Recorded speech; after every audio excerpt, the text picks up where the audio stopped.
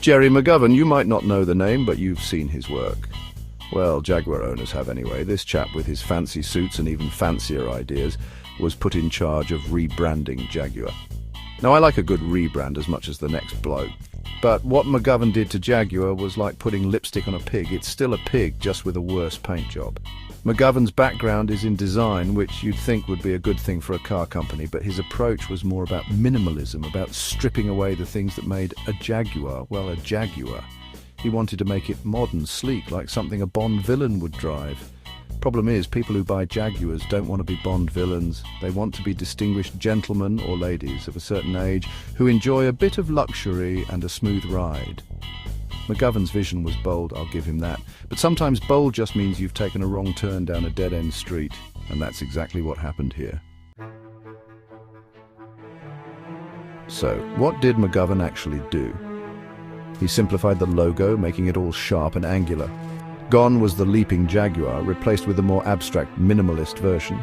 He also introduced a new design language for the cars, all sharp lines and aggressive angles. Think of a shark that's gone through a paper shredder. Inside, the cars were all minimalist chic, with touchscreens replacing buttons and knobs. Look, I like a good touchscreen as much as the next bloke, but not when I'm trying to adjust the air conditioning while navigating a roundabout. It's a recipe for disaster, and not the fun kind of disaster you get on Top Gear. The problem was, it all felt a bit generic, like every other car on the road, which is a problem when you're trying to sell a luxury car that's supposed to be special.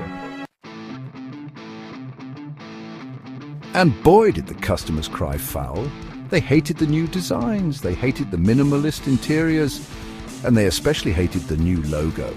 Forums were filled with complaints, with owners lamenting the loss of Jaguar's heritage and identity. Some even went as far as to call it the death of Jaguar. You see, Jaguars have always been about more than just getting from A to B. They're about style, about luxury, about a certain feeling you get when you're behind the wheel.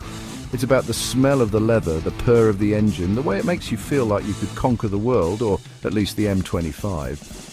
McGovern's rebranding stripped all of that away. It was like he'd taken a beautiful, handcrafted timepiece and replaced it with a cheap quartz knockoff.